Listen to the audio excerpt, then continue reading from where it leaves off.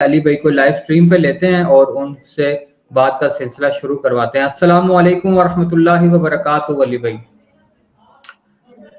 جی وعلیکم السلام ورحمۃ اللہ وبرکاتہ، ولا حول ولا قوۃ الا باللہ، اللہم صلی علی محمد وعلی آل محمد۔ بلال بھائی، آج کا سیشن سٹارٹ کرنے سے پہلے میں سارے مسلمانوں سے ریکویسٹ کروں گا بالعموم، اور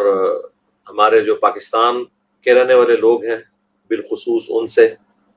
کہ عمران خان صاحب کے لیے دعا کریں، اللہ تعالیٰ انہیں صحت یابی دے۔ ویسے تو ڈاکٹرز کی جو خبر ہے اس کے اعتبار سے تو ماشاء اللہ تعالیٰ ان کی حالت خطرے سے باہر ہے، اور جو لوگ اس میں ایک آدھ کے بارے میں تو آیا کہ وہ شہید بھی ہوئے ہیں، اللہ تعالیٰ ان کی مغفرت کرے، اور جتنے بھی زخمی ہیں اللہ تعالیٰ انہیں جلد از جلد شفا دے، اور سب لوگ دعا کریں۔ میں نے بھی ان کے حق میں دعا کی ہے، آپ لوگ بھی دعا کریں، اللہ تعالیٰ ان کے لیے عافیت والا معاملہ فرمائے مستقبل میں بھی۔ باقی جو حملہ آور ہے اس کی آپ نے ویڈیو تو دیکھ لی ہے، میں تو اس سے سیٹسفائی نہیں ہوں، کیونکہ وہ جس طرح رٹا رٹایا بیان بول رہا ہے اس سے لگ نہیں رہا کہ وہ سیلف موٹیویٹڈ ہے، لگ رہا ہے جیسے اسے کسی نے پڑھایا ہے۔ اب اس پورے معاملے کے پیچھے کون ہے وہ اب اللہ بہتر جانتا ہے۔ ابھی فی الوقت تو کوئی رائے اس طریقے سے قائم نہیں کی جا سکتی۔ ابھی یہ اللہ کا شکر ہے کہ پنجاب میں حکومت بھی تحریک انصاف کی ہے، اور یقیناً وہ اپنے چیئرمین کے ساتھ مخلص ہوں گے۔ میں خصوصاً جو چیف منسٹر ہیں پنجاب کے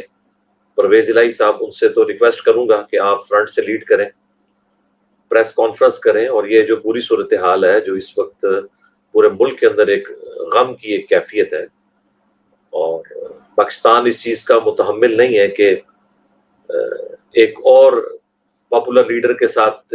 وہ کچھ ہو جس طرح کے آج سے چند سال پہلے بے نظیر بھٹو کے ساتھ ہوا، اور انہیں اس طریقے سے ظالمانہ طور پر شہید کیا گیا۔ تو اب یہ سارے معاملات بہت خطرناک طرف جا رہے ہیں۔ اس کی وجہ یہ ہے کہ سوشل میڈیا کا دور ہے، ویڈیوز سامنے آ جاتی ہیں، کسی نے بھی کوئی اس حوالے سے ایسی ایکٹیویٹی پرفارم کی ہے اور اس میں کوئی ان پٹ اپنی ڈالی ہے تو وہ بچے گا نہیں انشاءاللہ تعالی۔ لیکن ساتھ ہی ساتھ جو پی ٹی آئی کے سپورٹرز ہیں، میں ان سے بھی ریکویسٹ کروں گا کہ آپ کسی بھی سیاسی جماعت یا ان کے کسی سیاسی لیڈر یا کسی ریاستی ادارے کے اوپر الزام نہ لگائیں جب تک کہ پوری صورتحال واضح نہیں ہو جاتی، اور سب سے بڑھ کر تو عمران خان صاحب کے بیان کا انتظار کریں، کیونکہ اگر آپ پری میچور اس طرح کی باتیں کریں گے تو کل کو بات کوئی اور نکل آئی تو پھر اس کی وجہ سے تلخیاں بڑھتی ہیں، دشمنیاں بڑھتی ہیں، معاملات زیادہ خراب ہوں گے۔ میں بھی یعنی اس کے اوپر کوئی رائے قائم کر سکتا تھا، لیکن فوراً رائے قائم کرنا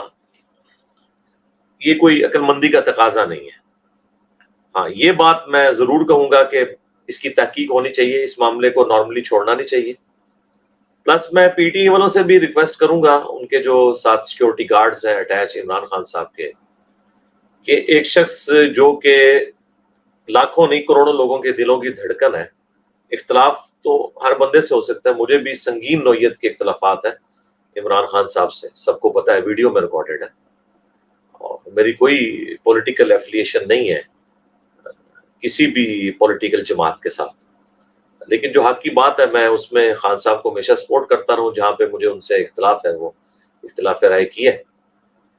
تو ان کے ساتھ جو لوگ اٹیچ ہیں، میں ان سے ریکویسٹ کروں گا کہ آپ لوگ ایک ایسا شخص جو کروڑوں لوگوں کے دل میں بستا ہے اور ایک پاکستان کی ہسٹری کا ایک پاپولر ترین لیڈر ہے، اس کو آپ کس طرح الاؤ کر رہے ہیں کہ وہ اس طرح چیپلی آ کے پبلکلی کنٹینر کے اوپر کھڑے ہو کر اور لوگوں کے ساتھ انٹریکشن کریں۔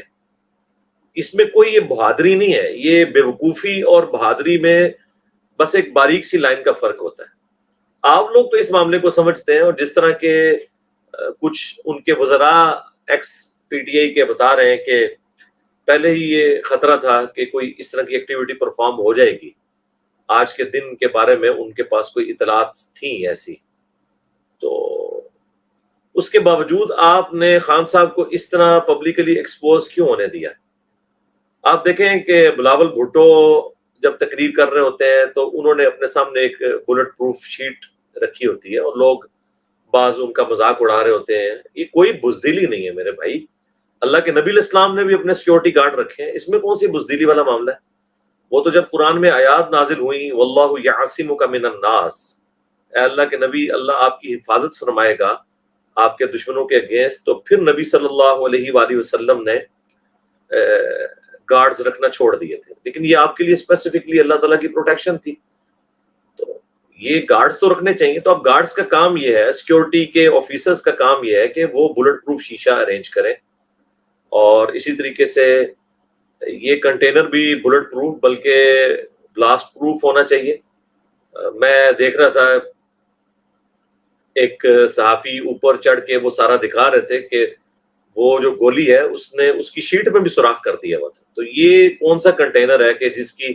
شیٹ کے اندر بھی سوراخ ہو رہا ہے؟ اس کا مطلب ہے کہ اس کی گیج اتنی موٹی نہیں ہے کہ وہ سسٹین کر سکے اس طرح کی گولیوں کے آگے. تو پبلکلی کوئی ایکسپوز ہونے کی ضرورت نہیں ہے.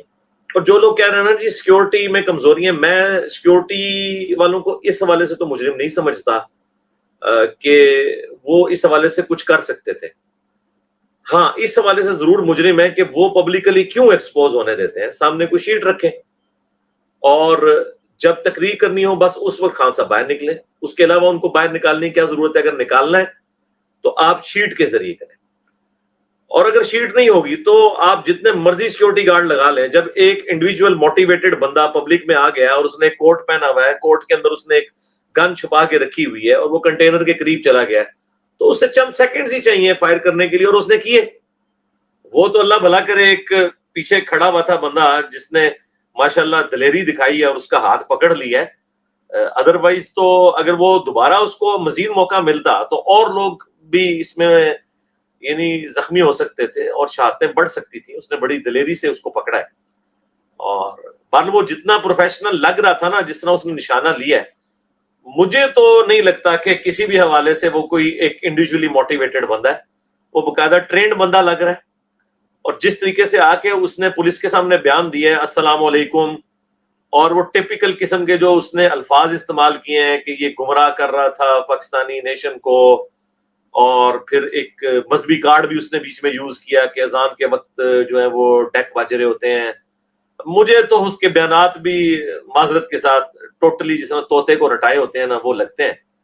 اب مجھے نہیں پتا کہ اس کے پیچھے کون ہے، کوئی انٹرنل کوئی اینیمی ہے پاکستان کا اور مسلمانوں کا، یا ایکسٹرنل ہے. ہم اس طرح کسی کے بارے میں کوئی رائے نہیں قائم کرتے. لیکن میں آپ کو ایک یعنی سمجھدار پاکستانی کی حیثیت سے اور بینگ این انجینئر اور چیزوں کو کریٹیکلی دیکھنے کے اعتبار سے، اور مذہبی طبقے کو بھی بڑا کلوز سے میں نے دیکھا ہے، پولیٹیشنز کو بھی، مجھے تو کہیں سے نہیں لگتا کہ وہ کوئی انڈیویجولی موٹیویٹڈ بندہ ہے. جس طریقے سے وہ کانفیڈنٹ ہے اور گفتگو کر رہا ہے، اور پھر وہاں سے وہ جس طریقے سے وہ بھاگا ہے، تو جو شکر ہے پکڑا گیا ہے. ورنہ ایسے موقعوں پہ تو اب دیکھیں لیاقت علی خان جب شہید کیے گئے ہیں تو ان کا جو قاتل تھا اسے بھی پیچھے سے گولی مار دی گئی تھی. تو شکر ہے کہ یہ پکڑا گیا. اب میرا خیال ہے اسے تو انتہائی سیکورٹی میں رکھنا چاہیے تاکہ اس کے جو سہولت کار ہیں، ہینڈلرز ہیں، ان کا پتہ چلے کہ وہ کوئی اندرونی ہے یا بیرونی ہے یا کوئی مذہبی جماعت ہے جس نے یہ ساری ایکٹیویٹی پرفارم کی ہے. یہ سب کا سب پتہ لگنا ضروری ہے. اس معاملے کو چیپلی اس طرح نہیں جانے دینا چاہیے، کیونکہ اس کی وجہ سے تو ملک میں ایڈ فیول ٹو فائر ہو جائے گا، جلتی پہ تیل کا کام کرے گا. یعنی پہلے ہم بھٹو کے قتل کو بھگت رہے ہیں، بے نظیر بھٹو کے قتل کو، ان کی شہادت کو بھگت رہے ہیں. اب یہ اس طرح کی ایک ایکٹیویٹی پرفارم ہونا، اور پھر پورے ملک کے اندر آپ کو پتہ ہے ایک غم کی کیفیت ہے. اور اس میں عمران خان صاحب سے بھی ریکویسٹ کروں گا کہ ایک چھوٹا سا بیان ہاسپٹل سے بے شک جاری کر دیں، جس میں بس صرف آپ یہ کہیں کہ آپ کے لیے دعا کریں آپ کے چاہنے والے، اور پلس یہ کہہ دیں کہ کوئی بندہ قانون کو ہاتھ میں نہ لے، کوئی اس طرح کا پروٹیسٹ نہ کرے کہ جس کی وجہ سے ملک کے اندر حالات خراب ہوں. انشاءاللہ اللہ تعالیٰ آپ کو صحت دے گا، چند دنوں میں آپ منظر عام پہ آ ہی جائیں گے اور پھر اپنے اس معاملے کو آگے لے کے چلیں. اور ساتھ ہی ساتھ میں یعنی سیکورٹی اداروں سے بھی ریکویسٹ کروں گا جو بھی ملک کی سیکورٹی دیکھ رہے ہیں کہ اب جب اس قسم کے واقعات ہوں گے تو پھر آپ کا یہ کلیم کون مانے گا کہ پاکستان میں کسی کی جان کو کوئی خطرہ نہیں ہے؟ اب یہ اتنی بڑی ایکٹیویٹی پرفارم ہونا تو صراحتاً یہ بتا رہا ہے کہ پاکستان میں سیکیورٹی ایشوز ہیں، اور اگر ہم یہ چیزیں نہیں مانیں گے تو ہم اپنی غلطیوں سے لرن کیسے کریں گے؟ مجھے نہیں سمجھ آتی کہ ہم لوگ اپنی غلطی کو مانتے ہوئے کیوں یہ سمجھ لیتے ہیں کہ غلطی کو ماننے سے کوئی گناہ ہو جائے گا یا کوئی ہم ڈی فیم ہو جائیں گے۔ غلطی مانیں گے تو آگے اصلاح ہوگی نا۔ خود دیکھ لیں ہمارے ریاستی اداروں کی پالیسیز میں کس طریقے سے وقت کے ساتھ امپرومنٹ آئی ہے۔ ایک وہ وقت تھا کہ سیاسی انجینئرنگ کرتے تھے اور فخریہ کہتے تھے کہ جی ہم سیاستدانوں کے اوپر ملک کو نہیں چھوڑ سکتے، یہ تو ملک کو بیچ دیں گے، اور آج جو ہے وہ پبلکلی آ کے کہہ رہے ہیں کہ ہمارا کوئی سیاست میں کردار نہیں ہے، نہ ہم یہ چاہتے ہیں۔ لیکن یہ لادہ بات ہے کہ پھر سے چاہے عمران خان صاحب ہوں یا گورنمنٹ میں بیٹھے ہوئے لوگ، وہ پکڑ کے پھر ریاستی اداروں کو گھسیٹ رہے ہیں سیاست میں، دونوں گھسیٹ رہے ہیں۔ ویسے تو گورنمنٹ الزام لگا رہی ہے عمران خان صاحب کے اوپر کہ وہ کہہ رہے ہیں کہ جی ان چوروں کو آپ نے مسلط کیا اور الیکشن کروائیں اور میں آپ سے بات کروں گا، ان سے بات نہیں کروں گا، تو یہ ڈیموکریٹک اپروچ نہیں ہے۔ تو اس کے مقابلے پہ کیا گورنمنٹ کی ڈیموکریٹک اپروچ ہے یا ان صحافیوں کی جو کہہ رہے ہیں جی عمران خان صاحب کو کھلی چھٹی ملی ہوئی ہے، آج سے پہلے تو کسی کو اس طرح کی چھٹی نہیں تھی، تو ان کی زبان کیوں نہیں بند کی جاتی؟ جب آپ یہ باتیں کر رہے ہوتے ہیں تو اس کا مطلب کیا ہوتا ہے کہ آپ بھی انہی اداروں کو یہ کہہ رہے ہیں کہ عمران خان صاحب کو خاموش کرواؤ، اور ایک طرف آپ عمران خان صاحب کو کہتے ہیں کہ وہ ادارے اے پولیٹیکل ہو چکے ہیں، آپ ان اداروں کو نہ گھسیٹیں، تو گھسیٹ تو آپ بھی رہے ہوتے ہیں۔ اور میرے خیال ہے تفتیش میں ان سارے لوگوں کو اب شامل کرنا چاہیے جو یہ کچھ دنوں سے یعنی آگے کہہ رہے تھے کہ یہ مارچ خونی ہو جائے گا، چاہے وہ گورنمنٹ کے لوگ تھے یا پی ٹی آئی میں سے نکلے ہوئے لوگ تھے اور وہ آ کے یہ باتیں کر رہے تھے، ان سے ذرا پوچھا جائے کہ جناب وہ آپ کی تو پیش گوئی بالکل صحیح ثابت ہو گئی ہے، تو آپ آگے ذرا عوام کو بتائیں نا کہ آپ کو کس نے بتایا تھا یہ خونی ہو جائے گا؟ کیونکہ آپ نے تو کوئی جنرل سٹیٹمنٹ تو نہیں دی تھی۔ جنرل سٹیٹمنٹ تو پاکستان میں کسی وقت بھی دی جا سکتی ہے، جیسا میں بھی کہتا ہوں کہ تمام پولیٹیکل جماعتوں کے لیڈرز کو اور ایون ریاستی اداروں کے لیڈرز کو ہر وقت یا تو خطرہ لگا رہتا ہے یا مذہبی کارڈ کی وجہ سے یا کسی اور وجہ سے، یہ تو جنرل سٹیٹمنٹ ہے، لیکن اسپیسیفکلی آپ میڈیا پہ آ کے پریس کانفرنسز کر کے اس طرح کی تھریٹس لوگوں کو بتائیں اور پھر وہ ایکٹیویٹی پرفارم ہو جائے، تو میرا خیال ہے سب سے پہلے ایسے لوگوں کو بھی شامل تفتیش ہونا چاہیے اس حوالے سے۔ اور میں عمران خان صاحب کے لیے دعا گو ہوں اور